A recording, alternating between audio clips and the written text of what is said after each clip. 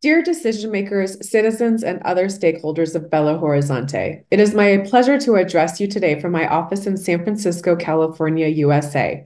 My name is Heather Thompson, CEO of the Institute for Transportation and Development Policy, a civil society organization working around the world to promote sustainable transportation and urban planning, including in Brazil.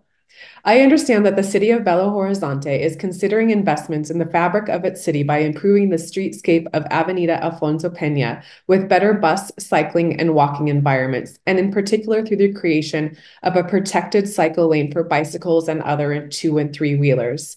I applaud you for this plan and encourage you to take the bold step of implementing it. From Paris to London to San Francisco, where I sit, pioneering cities are taking away space from private cars and giving it back to the people with more open space for walking and cycling, making their cities more attractive, equitable, and environmentally clean. I encourage Belo Horizonte to do the same. ITDP's local team has been working with the municipality of Belo Horizonte since 2009, when our board president at the time, Enrique Peñalosa, previous mayor of Bogota, Colombia, visited your city. Since then, ITDP has been advising the city on bicycle infrastructure and BRT operations.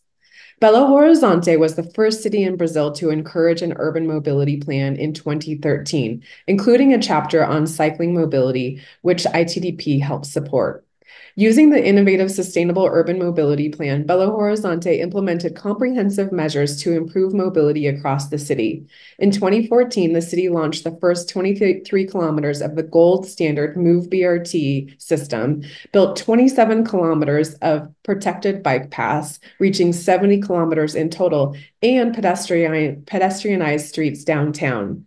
Because of this bold effort, in 2015, Belo Horizonte, together with Rio and Sao Paulo, won the 2015 Sustainable Transport Award. I was there in Washington, D.C. to proudly present the award to the city. Following this, in 2016, to further develop the cycling plans, ITDP supported the city in the development of a slope map so technicians could better understand what impact the hilly topography of the city could have on cycling in Belo Horizonte. As in the case of San Francisco, my hometown, the results showed that some regions in the city are hillier than others, and cycling will likely have different use patterns given this topography. However, cycling can still thrive despite this. Currently, the city has 105 kilometers of cycling network. The bike share system was revamped in 2023 and will include 50 stations and 500 e-bikes. This is already an impressive and should be built upon for continued progress as many other cities are continuing to invest in their cycling infrastructure, just as San Francisco has done despite its hilly terrain.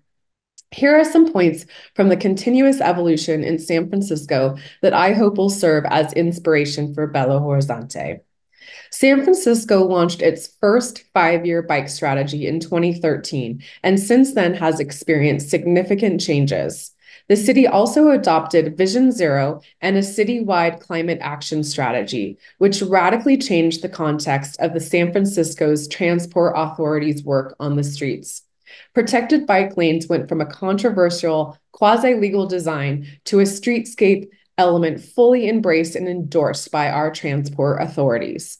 Shared two-wheel transport went from a single limited bike share pilot program to include a variety of personal mobility devices, including e-bikes and scooters, serving most of our city neighborhoods.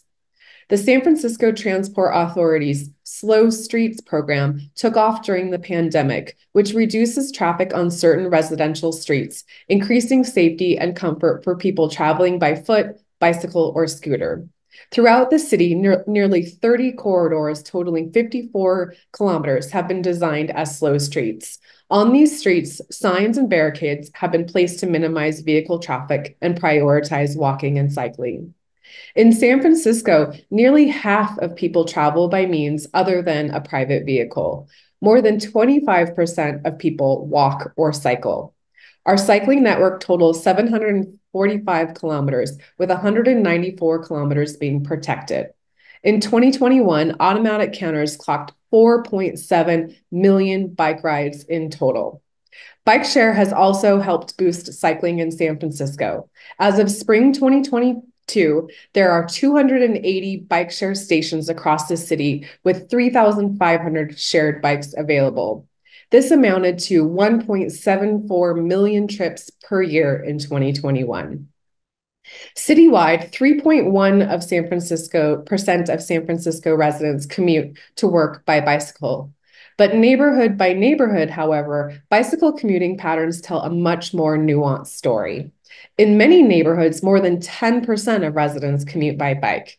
Areas with higher bike mode share strongly correlate to areas with higher quality and denser bike networks, flatter geography, and proximity to downtown job centers. The bike path network and bike share system has been designed to maximize these possibilities, taking into account the topography of the city. Bike lanes are routed along flatter streets that allow easier navigation through the city. Bike share docking stations are located in areas that are more popular given the topography, allowing transfers to public transport and other modes that may be more convenient in hillier areas. E-bikes and other electric modes have also become popular, which allows one to travel up hills much more easily. Traveling down the streets, one can see everything from electric one-wheel skateboards to electric scooters to e-bicycles, whizzing down protected cycle lanes safely. People adapt to the conditions and find all sorts of options. People appreciate the freedom cycling provides to navigate the city easily.